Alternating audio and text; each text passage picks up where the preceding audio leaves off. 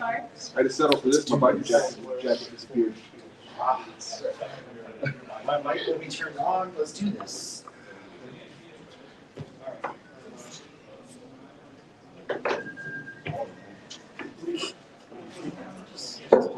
You guys all look like you like comic books, especially the ones I harassed outside, right? Negan, I know you like comic books. What else are you doing at the end of the world? Besides like making Rick's life living hell comic books. I'm a big fan of Rick. See, that's Brings in resources. Well, thank you guys for all joining us. This is Comic Books You Should Be Reading. I am Matt. I do a podcast called Hot Speak News, where we like to talk about comic books, movies, TV shows. We feature a beer of the week, if that's your thing. If not, we also drink coffee, all that kind of good stuff. There's no pressure. But each and every week, also, I am the assistant editor for comic books on nerdinitiative.com, where we are writing reviews from all your favorite comic books, whether it's DC, Marvel, Image, Boom, IDW. Like, there's so many wicked good comic books out there right now. And Megan, I'm going to let you introduce yourself real quick. Hi, I am Megan from Vigilante Vibes Podcast. We're a non-toxic Marvel podcast. All the fun of the fandom without the racism and all that disgusting stuff. I am also on nerdinitiative.com. We review comic books like my lovely friend here said. And we hope you guys enjoy what we have to say.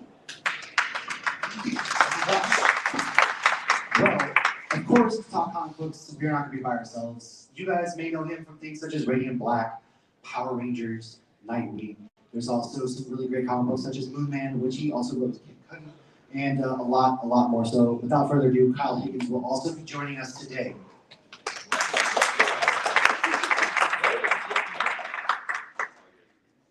Thank you. I randomly, like the other day, was sitting there and I was like, Kyle's going to be at Richmond. I'm going to be at Richmond. Kyle, I love your comic books. Would you like to join us? And he was like, who are you, nerd? Like, no, really, he was like, dude, I'm in, without a doubt. And so, thank you so much for joining us. And hey, man, why don't you go ahead and just talk about all the cool things that you're doing real quick, what comic books you're working on right now, and let the two people that might not know who you are. Sure. Thanks so much for coming, for having me. I apologize in advance for having like an allergy thing, so sitting here sniffling. It's definitely, you should take it personal. All of you should definitely hold it against me. No, yeah, my name's Kyle Higgins. I'm predominantly a comic book writer. I run a creative collective studio called Black Market Narrative, and we do, among other things, a lot of books in Image Comics right now. Actually, the slide you see up there. So we have a little creator-owned superhero universe in Image called the Massiveverse. It's headlined by a book that I write called Radiant Black, which I like to describe as Power Rangers with adult problems. We also have a series, there we go. We have a series called Rogue Sun, which is like a supernatural gothic Batman Beyond with like are there kids in the audience? Are we okay. It's like a gothic supernatural Batman Beyond with a shitty dead dad who like haunts the armor, haunts the suit. We have Inferno Girl Red, which is our YA Hope Punk series. We have Dead Lucky, which is kind of a cyberpunk book that looks at soldiers returning from war and looking for new wars and meeting in San Francisco. Written by Melissa Flores. It's a big LGBTQ series. Same with Radiant Pink, which is co-written by Melissa and Megan Camarina, who's a big, I don't know if you're familiar with like Strawberry, is it 14 or 17? I always mix up her number. She's a big Twitch, YouTube, Instagram personality, and a fantastic writer. Radiant Red, which was a spinoff from Radiant Black series, written by Cherish Chen, drawn by David LaFuente. And then No One, which is our big true crime superhero experience. And I say experience because it's a 10-issue series. If you're into Batman and things like that, it's very grounded. But it's set against the backdrop of something called the Accountability Murders in Pittsburgh. And two of the characters in the book are reporters that are talking to starting a podcast by the new media division of their like flailing paper. So like think like the Sarah Koenig serial podcast from a number of years ago. So we actually make that podcast every single month with Rachel Lee Cook and Patton Oswalt voicing the two reporters, plus Lauren Lester from Batman the Animated Series voicing No One, who's kind of our Batman type. Yuri Lowenthal, Todd Stashwick, murderous row of talent on this. In addition to doing the podcast every month, all of the newspaper articles that we talk about, we've made all those as well. So I hired a crime reporter from the Chicago Tribune and CNN named Peter Nikias, who I've followed his work for many years. So he's a consultant that helps us with all of those articles. We run an in-universe ARG, an augmented reality game, if you're familiar with that term. So we also do in-universe social media and in-universe websites. Plus, sometimes we even release Unreal Engine videos that are from no one's first-person cam, especially when he needs to correct certain police chiefs as they try to smear him about events that he actually has on tape. So it's a very kind of ambitious project. The thing that we really, really pride ourselves on is trying to take full advantage of the medium. And I'm a really big believer in immersive storytelling. And for me, the stuff that I grew up on and the movies I grew up on, I mean, this was the era of, from VHS to DVDs and behind the scenes features and all the good stuff. It's about trying to bring a little bit of magic back into the world for me. And so we really take that responsibility to do not only create our own book, but create our own book at Image, and create our own books at Image that stars superheroes, like very, very seriously. Like we want to do kind of the boldest stuff possible. And the best part about it, and then I'll shut up, is that we've designed every book to be standalone. So you only have to read what you like. If you're only interested in Radiant Black, you don't have to read anything else. If you only are interested in Rogue Sun, you can just read that.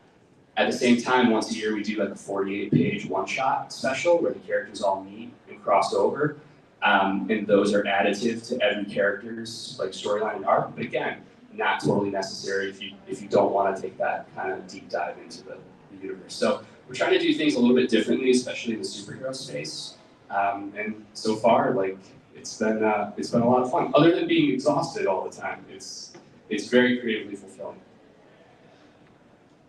Yeah, so you mentioned like it's adult superhero themed in Black Market narrative. We're seeing a whole shift. If you guys haven't realized in the last year, there's a lot of creator-owned comic books coming out right now. Jeff Johns started one called Ghost Machine. That's a very big one right now. That's coming out. And then of course Black Market narrative. There's a whole ton. So there's a whole like superheroes again. However, this one's adult themed. So what's it like for you trying to create more adult themes to kind of put real world problems in these, because it feels very real world versus something like Superman that's like, oh, that's never going to happen. Whereas Radiant Black, for example, it's no, this is something that very much I could see happening. Well, I actually probably wouldn't even classify it as adult themed. It's certainly in the spirit of, how do I want to put this? These books, in particular Radiant Black, the way that I look at it is that we are trying to tell superhero stories in a new way that are very, very contemporary, but are also a love letter to being fans of superheroes. Does that make sense? Like I found comic books through cartoons and movies. Richard Donner's Superman, Tim Burton's Batman, Batman the Animated Series, X-Men the Animated Series. Like those were my gateways into comic books. And so for me, all of these other incredible stories in different mediums that I grew up with and that still exist to this day, those are as pivotal for what I think of when I think of superhero comics, kind of as anything.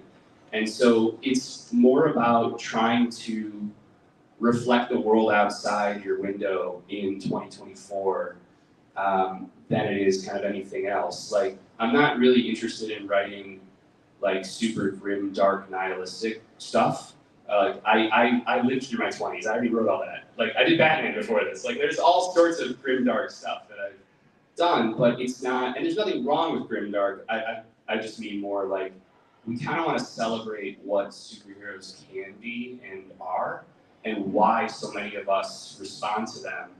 I think that a lot of times a mistake that writers make is conflating complex and sophisticated with dark and edgy, and those two things are not the same.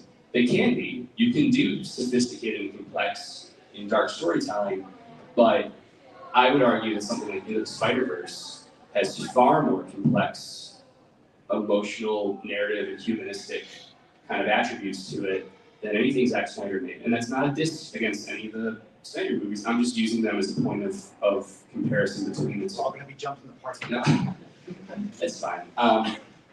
So it's really, I guess, coming through that lens. Yeah.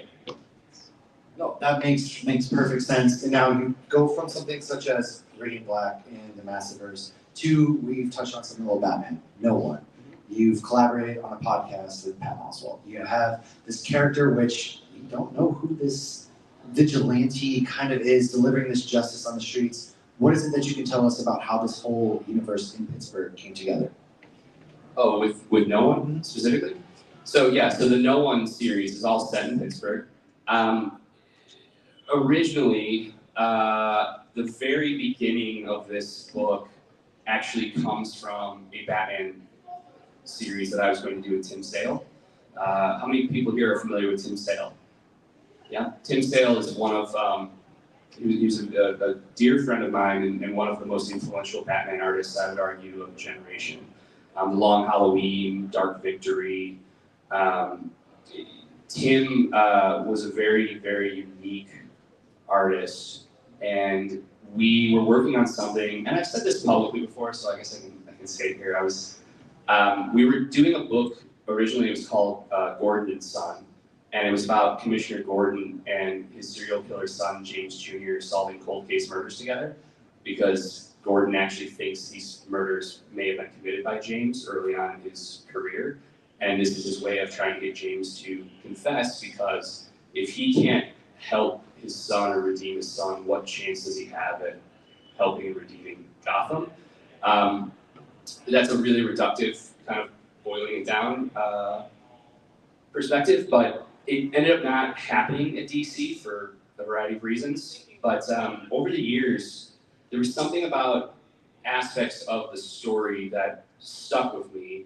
And when we built out after Radiant Black and building out, the beginnings of what has become the Massiverse, I quickly kind of realized, those aspects that resonate with me, those are still useful. Like I can build something new, and it's very, very different from what that book was going to be with Tim. But that's why the first issue is dedicated to Tim Sale.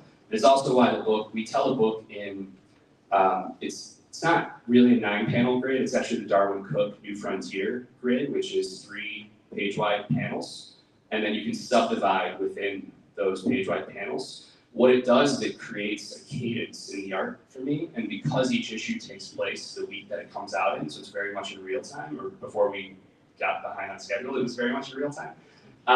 That cadence of art is a really nice way to explore and accentuate like the fact that it takes place over 10 months. So you feel the time more when you keep the structure rigid like that. But with regards to like building this out, it's the one series that has the least connective tissue with the other books in the Massiverse, but that's just for right now. There's a very specific story that we're telling. The identity of No One is kind of fundamental to not only the narrative, but also the sensationalized angle that the paper is taking with regards to where they're putting their focus around this, situation and events that's happening in Pittsburgh. So it's at the end of the day, it's as much a like contemporary Batman-esque story as well as being a look at kind of that news, entertainment, political cycle, that churn that just like consumes us all the time that I feel like we're always in. Does that answer the question? It does. Sorry, I could just ramble. How did you get this podcast? Or how did this podcast come up? I got 2 mics. Who did this? How this podcast? So like everybody's got a podcast today, right? But you don't just have a podcast. It ties in very much with the universe of No One. Yeah. And then you do have heavy hitters like Pat Oswalt voicing on this podcast. So how did this idea, was it always kind of built in like, hey, we're going to do this comic book, we're going to do a podcast that follows along with it? Because a lot of the end of the issues you guys don't know is, hey, continued on in the No One podcast, which is absolutely fascinating. Everybody here should be listening to that. So that was actually one of the that was like one of the key components that unlocked it for me, where I realized, oh, there is a way to do some of this stuff in the Massiverse, but to take advantage of these immersive qualities that we can explore. So like in Radiant Black, we'll do like secret animated short films. How many people here know who Will Friedle is? Yeah, voice of Batman Beyond. He's also, how many people have seen Boy Meets World? He's Eric Matthews. He's the older brother. So Will is a dear friend of mine, and in an issue of Radiant Black, issue 15, character went up against his greatest challenge yet, creative license. There was an unauthorized YouTube fan film being made, and it was like a death battle type film, and it's like who'd win in a fight between Radiant Black and the character Blaze, which is from my other series, Cowl. It's about the 1960s superhero labor union in Chicago, which is based on a film that I directed in college. So the real Radiant Black shows up on set and chews out the director because he got a hold of the script and realizes he loses. And then he calms down when he looks and figures out that they cast Will Friedle to play him. He's like, did you guys get Batman Beyond to play me? And they're like, yeah. And he's like, Eric Matthews' superpowers? That's actually kind of dope. So he offers to help him out and do all the visual effects in camera. But he has some thoughts on the script. So a few pages later, as a total surprise, there's an ad for like the film that's come out, right? There's a QR code on that page. And when you scan that QR code, we made a 5.5-minute fully animated short film with Will voicing Radiant Black. The actors who played Blaze and some of the other characters in that short film in 2007, they came back and voiced the characters again now. I directed the whole thing. Alex Siegel, who wrote Cowl with me, created Cowl with me. Alec and I wrote it. Alec edited the film. And then Tiger Animation in South Korea did all of the animation work. We brought a storyboard artist on to board it out ourselves as well. And Christopher Carter from Batman Beyond, he came and did all of the music. He scored the whole thing. And so that was the beginning of like, yes, we can do this. Like, it's such an insane idea to try to put together something like that, storytelling-wise, that when we were figuring out No One, I was like, well, the real immersive way to do this is to have an audio series that is in universe with the comic. So as they name suspects on the podcast, spoiler, those suspects start getting killed in the book. And so the story is very much like this, and it's intended that you listen to each episode of the podcast after you read each issue of the comic. And that is as challenging of a story to build as it sounds like. So Brian Gelato, who is the co-creator with me, and Geraldo Borges, who's on art, Brian and I wrote this for about a year. We basically built a story Bible that is like, it's easily 200 or 300 pages long.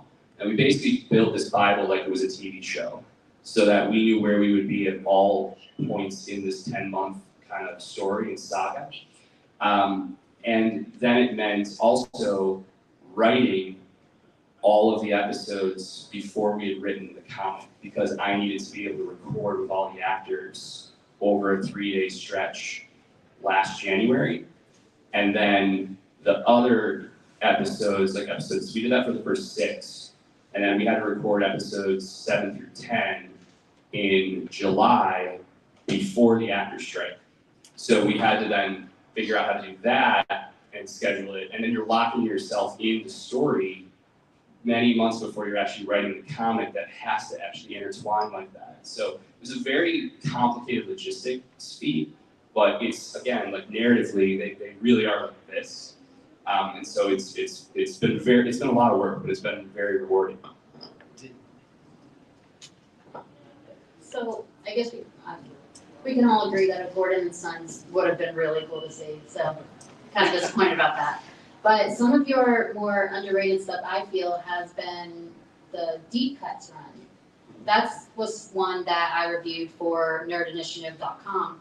And it's not about superheroes, but I will tell you it is fantastic and you should all check it out. Why don't you tell them a little bit about that? Sure. So Deep Cuts is, I actually grew up, I was a trumpet player until I was about 25, and I'm a huge music nerd. And my best friend in Chicago, who I grew up playing jazz bands with, his name is Joe Clark. Joe is a monster player in Chicago to this day. He also teaches at Northwestern in DePaul, jazz. He's a composer, an arranger, a trumpet player. And so we decided to build a comic series called Deep Cuts, which is like, it's a story that spans 60 years. So every issue of the comic is 48 pages long, so it's like a little novella with a different artist, and it takes place in a different decade of American history and jazz in America. So it starts in 1917 New Orleans, and then it's 1929 New York and Chicago, 1940 Kansas City, 1950s New York, which is like our bebop and hard bop era, 1969 LA with about a burnout music critic. It's like a Coen Brothers movie.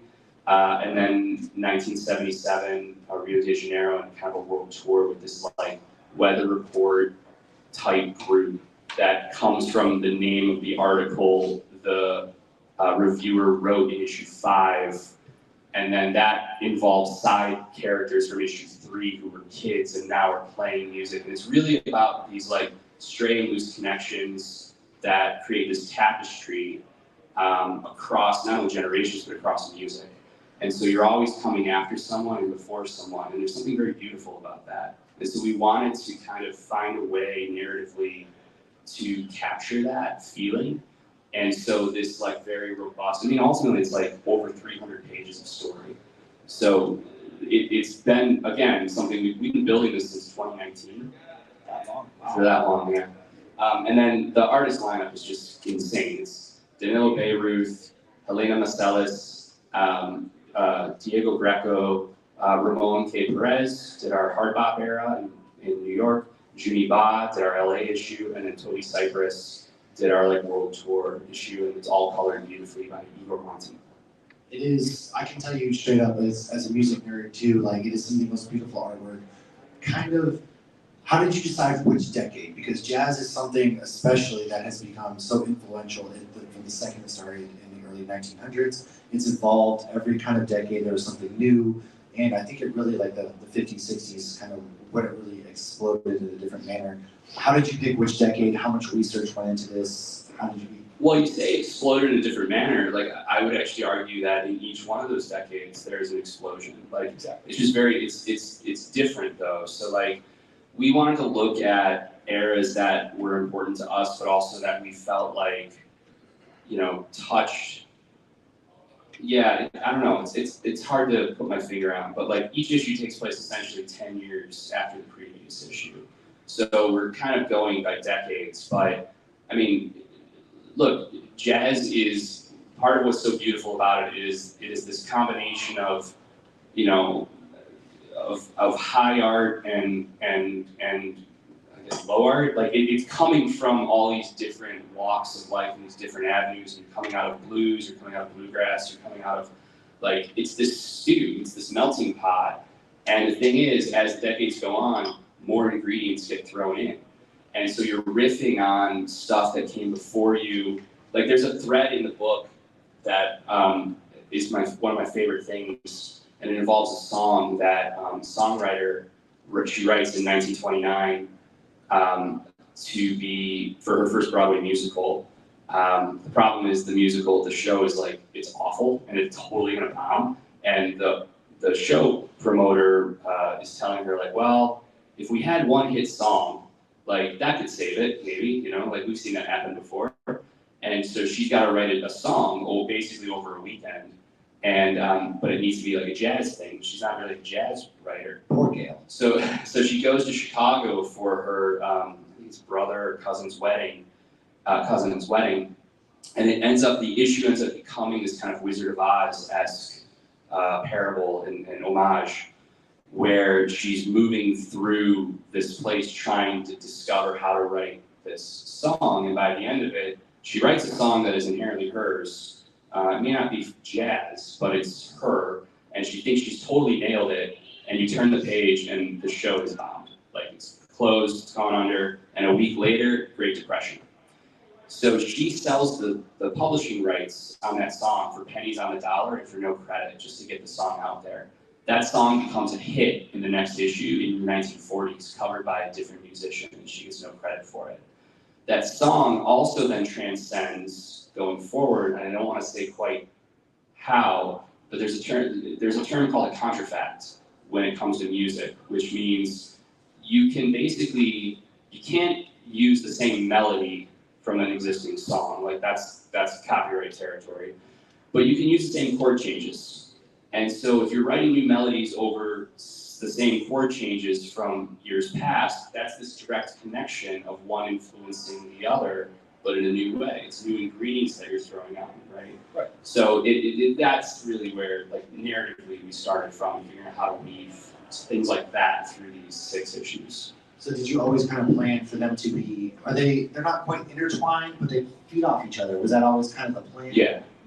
But that's what music is. Like, so much about what this book is trying to say, it was important to Joe and myself, that this not be like an academic look at jazz. Like, we wanted something that was colorful and vibrant, and something that was incredibly humanistic. Like, we want to tell stories about these amazing musicians and songwriters and critics and everyone involved in this kind of, I guess, scene, for lack of a better term.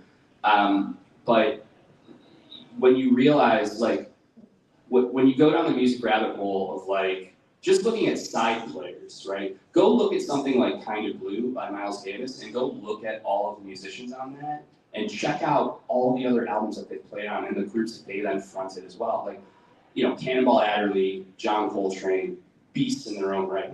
You know, Bill Evans, I think Bill Evans is on Kind of Blue. But Bill Evans, seminal pianist that has done a million things. I mean, later on, Herbie Hancock, which he's his own, you know, amazing monster. Like, just going down that list of, like, look at all the albums that Tony Williams was a drummer on. Like, that type of interconnectivity happens, like, and has happened and continues to happen. That's one of the, like, to me, it's one of the beautiful things about it. Oh, 100% agree. Music is one of those things that transcends time. It transcends everything else. No, so before I do, there are a lot of people I can see that are really big Kyle fans, and I want to open for the questions here in a minute. If you got a question, line up over here. I will gladly come out there and let you guys ask your questions. But we got to talk about one thing we didn't talk about. There's a Kickstarter going on right now. There's a Kickstarter for a certain massive verse trading card game. Do we have any trading card fans? Do we have any card game fans out there? Yeah. So what's the card game? How did this card game come about? And I know we've gotten our hands on it already, being Nerd Initiative. And what can you tell us about this? So we have there's a Kickstarter that's wrapping up right now. I think there's like 2 days left on it, and it's a card game called the Massiveverse fighting card game that we've made in partnership with this really great game studio called Solus Games. So it's a player versus player card fighting game, but it's all, like, the character art and box art was done by Dan Mora, who you may know from basically redefining all of DC Comics right now. Dan and I, we didn't actually work together on Power Rangers, but we were there at the same time. He worked with Ryan Parrott mostly, and I worked with Daniele Di Nicolo. So Dan was able to come and do this because even though he's DC exclusive, all of this art is not for comics, it's for a card game. So I was able to get him to do it without, you know, hurting Loopholes, baby. But it's something that, like, we love card games. I also love, I love trading cards and things like that. And this isn't really, it's not trading cards, it is, but there's a character art card that comes with each character. So the box set is 8 characters, 4 heroes from the Massiveverse, 4 villains. And it's, like I said, it's going on Kickstarter right now. I don't really know what else to say about it. It's a beautiful game. Michael Basuto aesthetically designed the whole thing. And you can play matches in 5 minutes, 10 minutes with a friend. This also is not a game that's, like, reskinned from something. Like, Pocket Paragons is an existing game engine, but all of this has been kind of really beautifully designed specifically for our Massiveverse characters. So, like, all the moves, things like that, are all the action cards you can play, like, are very specific to our universe and our cast of characters. And so, like, little things like Radiant Black, for example, in the comics. How many people here have read Radiant Black? Okay. Oh boy, I'm about to spoil something for you. So the main character in the book, we drop a building on him and kill him in issue 4, and the annoying best friend takes over. But then the main character comes back through this existential journey into existence, which is our big black hole realm. And for those issues, we did them all with fluorescent Pantone ink, so the entire book is a blacklight comic. And coming out of that now, because the characters have come back and then they start sharing the powers and everything, Radiant Black's power up and passive card in this card fighting game is something where you can't die. So when you die, you flip the passive over and you come back from existence. So that's a very specific, do you see what I mean? Like a specific mechanism and function that relates to the characters or comes from the characters. Did you create the rules yourself? No. Or was it like a... No, the game is designed by Brian McKay. Who's a wonderful game designer who works with Solus. And then again, we all jumped in about the specificity of like how to make it work for, or how our characters would work. And what's really cool is like they're so complimentary. They were so into our characters and our stuff that like they basically proposed like all of these like how it would work, how the characters would function. We had like very few notes. It was very, very cool. But also, I feel like I'm just rambling here. Weren't we talking about comics and shit? We are originally talking about... What else are we reading that isn't Meet Mine? Let's go into some things. So now, how many of you guys know Jeff Johns, Jason Fabok, Brian Hitch? If you've read some of their stuff. April 3rd is going to be known as the Ghost Machine Day. And if you don't know what this is, it was announced last year, October, New York City Comic Con. It was basically took the comic book world by storm. Image will be coming out. It's a big creator-owned push. There are so many, like Brad Anderson is on this. So many different kinds of comic book creators, artists. Well, the coolest part about it is that it's a new imprint that Jeff has set up at Image, but all of those creators own a piece of the company. Yes. So that means that they're doing their own creator-owned work there, but everyone's in it together. So it's a really, really cool way to do a new, I guess it's kind of a universe, but it's a new way to build a collective that people haven't done before. And that's the thing that excites me the most about comics right now, is that for as challenging as the market is, you know, we started to see in 2020, like when DC laid a ton of people off, it very much to me felt like kind of like the fall of Rome in some ways, where it's like, you're heading to the dark ages, and that means you better either build a fiefdom or join a fiefdom.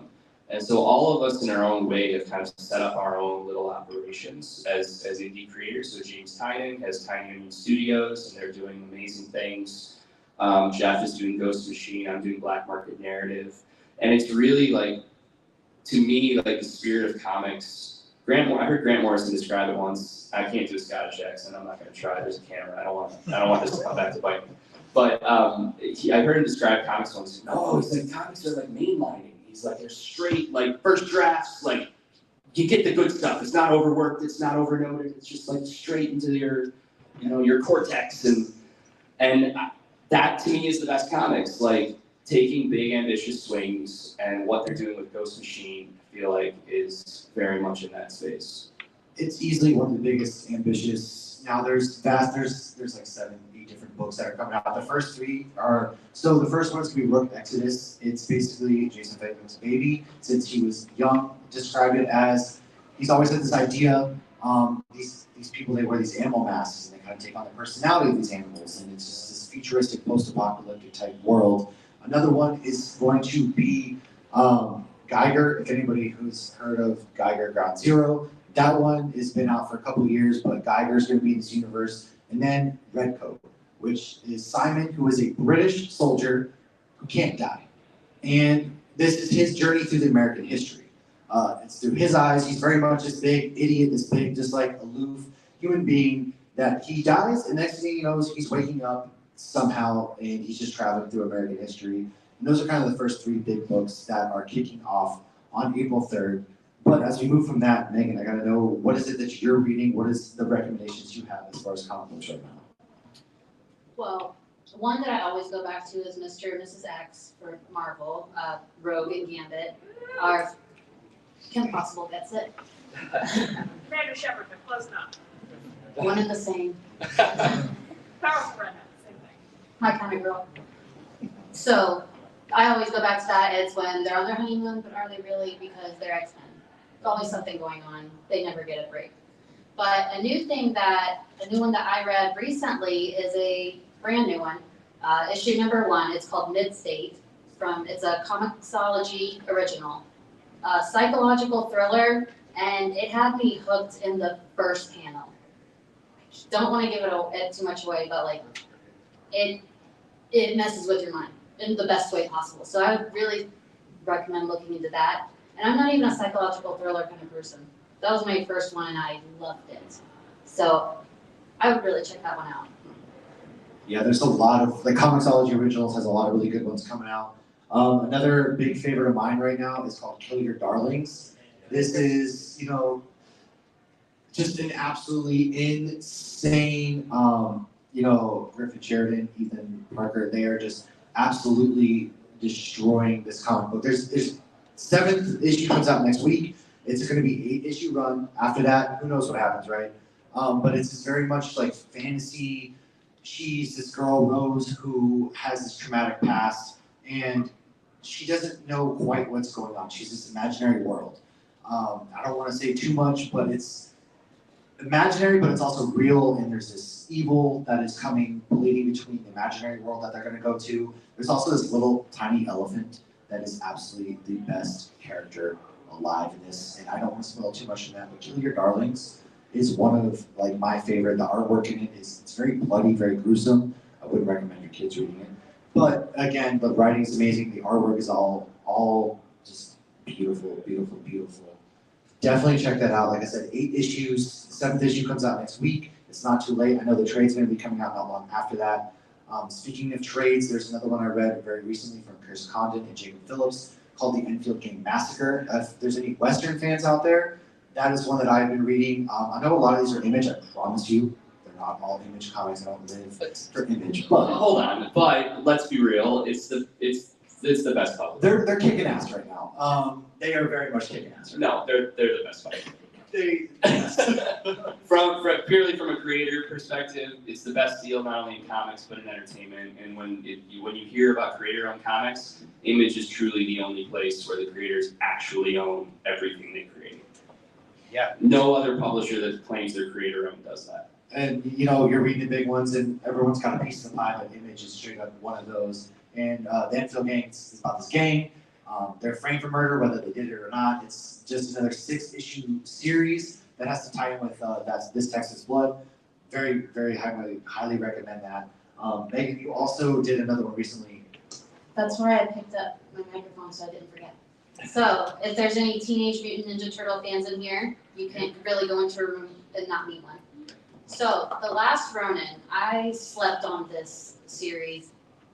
I was an idiot, don't be me. It's basically grown up Ninja Turtles, same ones you like, but grown up, dark, they're going through some shit. So they just released The Last Ronin 2, Re-Evolution, it's a really long name. It's fantastic, it's the first issue, and it very much carries the same energy as The Last Ronin. I believe it's IDW Publishing. Yes. Sorry, Image. Sorry. It's a licensed book. It's a license. So, yeah, if you're a Teenage Mutant Ninja Turtle, this is a comic I definitely think you should get into. It's not the same Cowabunga Dude vibe. It's like the turtles you grew up with, and you grew up with them, and now you're seeing them going through their darkest times. Is it like The Dark Knight Returns for turtles? No, it's better. Better than The Dark Knight Returns? That's like my first big Batman that I've ever been into. I said the wrong thing around the wrong person, apparently. I'm gonna hear about this later. There's some wrestlers downstairs. We're gonna start putting people with tables. But yes, it just released about the first one 2 weeks ago, so still have time to jump in. It's really, really, really good. And even if you don't pick up issue number 1, there's never a bad place to start in comic books either. Most people that you talk to, they jumped in X-Men like 300. They just picked up a comic book, and the beauty of it is you can work your way back, you can work your way forwards. If you do like Batman, speaking of Dark Knight Returns, Christian Ward just recently came out with a massive 3-issue run of Batman City of Madness. It's basically like if you read Batman while on shrooms. It's the most trippiest. There is a Gotham underneath Gotham. The Court of Owls, made famous by Greg Capullo, Scott Snyder, they are back. They kind of, Batman and Court of Owls kind of have to work together in this issue, and they may have cloned and created their own version of Batman. But kind of the last, before we give away these comic books that we did promise as you walked in, is the Schlub.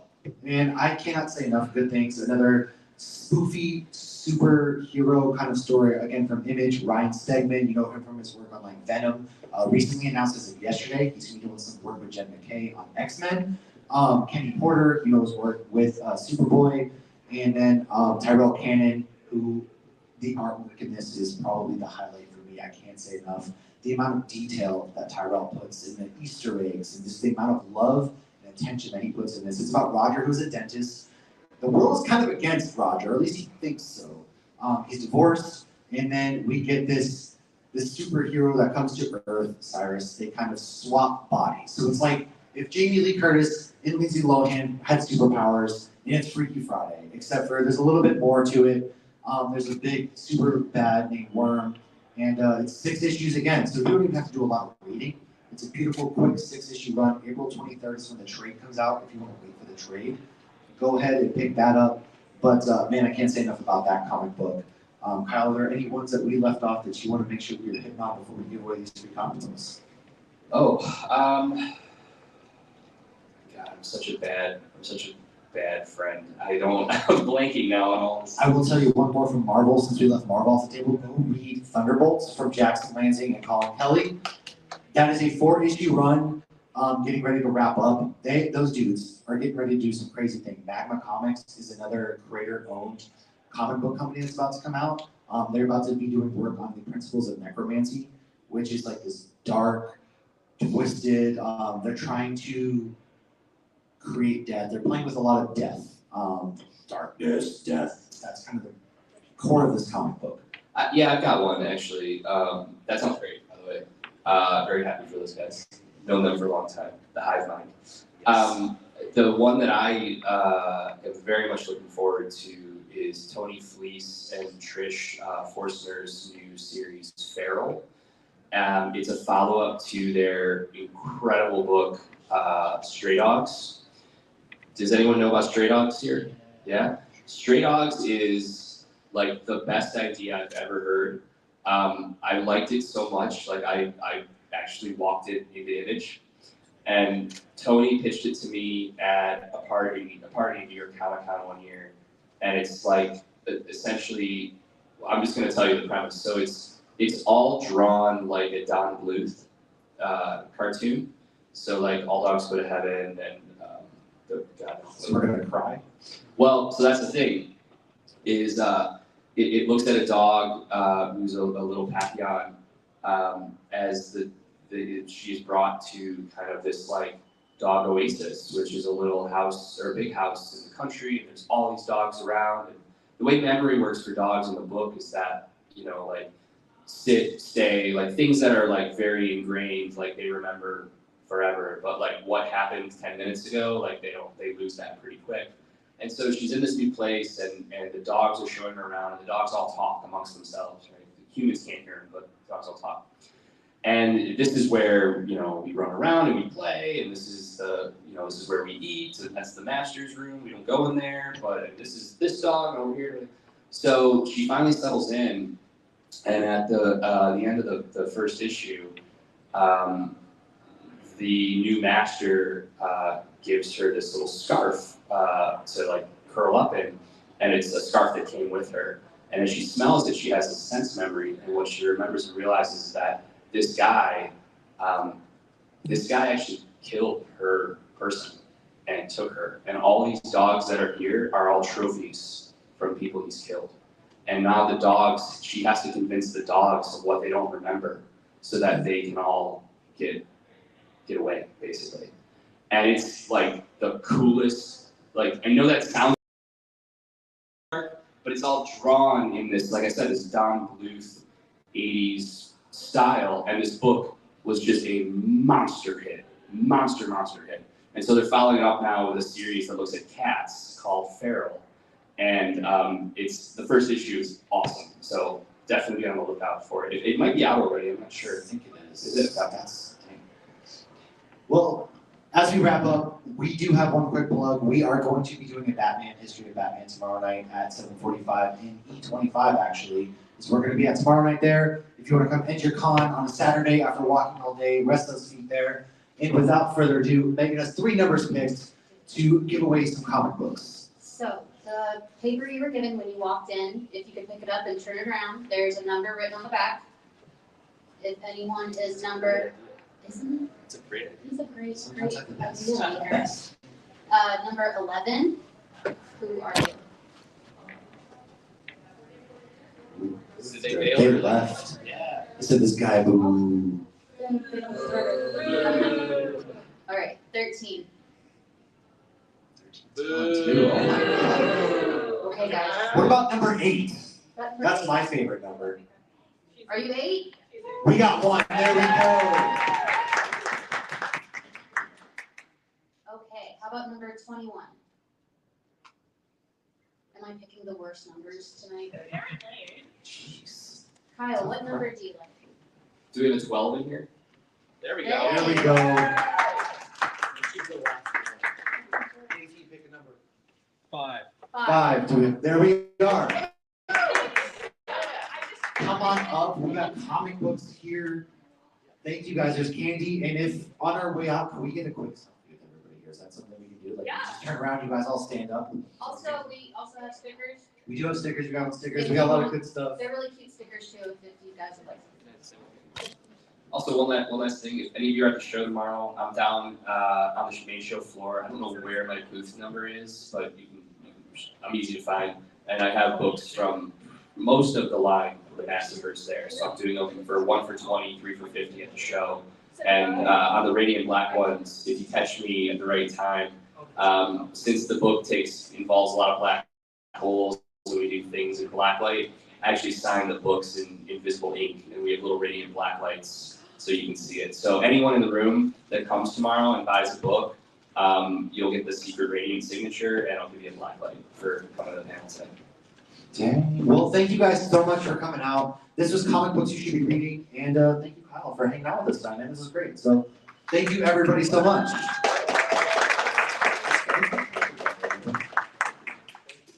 You guys want to stand up, get this family photo. This is my first one, Oh, so you guys are friends.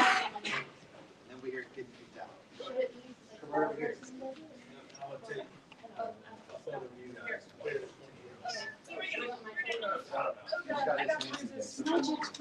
Because I didn't realize he was going to do these things. Oh, shoot. I'm so tall. It's all right, I'm so short. Ready, 3, 2, 1. One more, 3, 2, 1.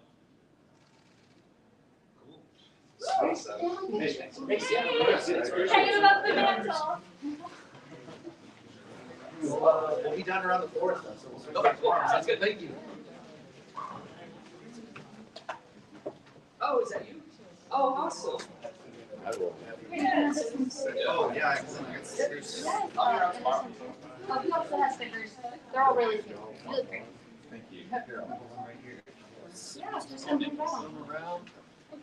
Here, I'll just do my style. Yeah, there's stickers everywhere.